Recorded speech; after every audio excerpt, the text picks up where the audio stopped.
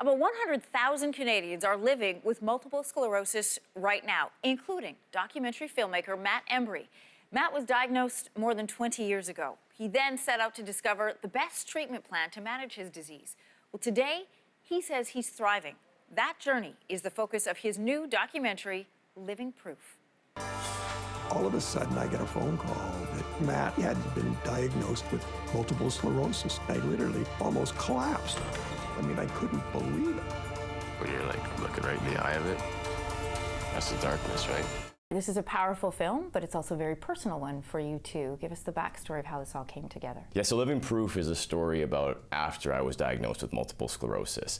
We go on a journey for answers and for hope, not only for me, but for other patients. You've told other people's stories, Jan Arden, Theo Fleury. Yeah. What's it like to direct and film your own story? How do you remain authentic? Give like an honest interview, but still be in the process of making a film. Right. Well, I've been very fortunate to have done celebrity documentaries before this, so I really knew what I was getting into.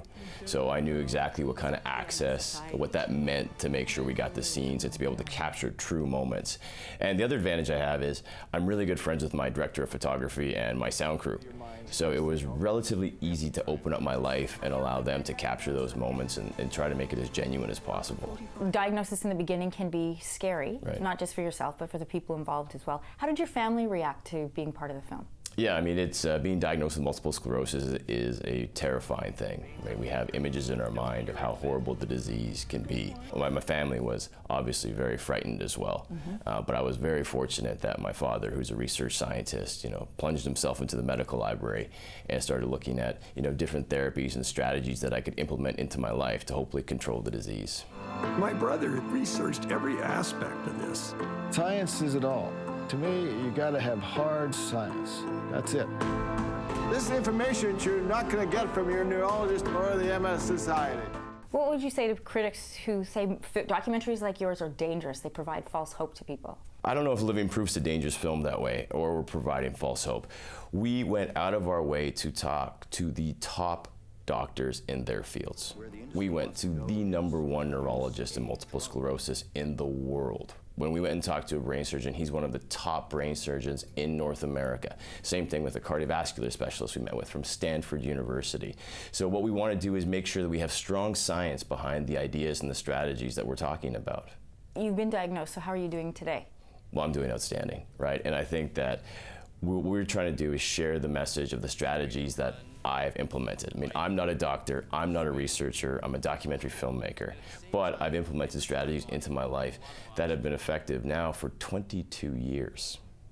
So, I've been speaking about this issue all the way back to 1997, but people don't necessarily take you seriously after 5, 10 years after diagnosis.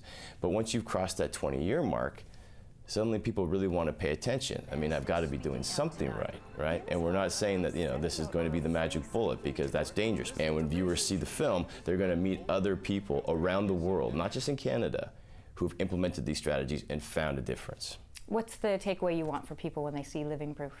The takeaway I want when people see Living Proof is hope. And for people to be empowered, no matter what you're diagnosed with, whatever illness comes into your life for you or your family, you have to go out there and start looking for answers and find solutions. You have to go talk to the patient population. You have to go talk to experts around the world, right? And I think that sense of empowerment and putting your health in your hands is what we want people to have. If I can get out there and spread the message and even change 1 or 2 people's lives, then that's what I've got to do.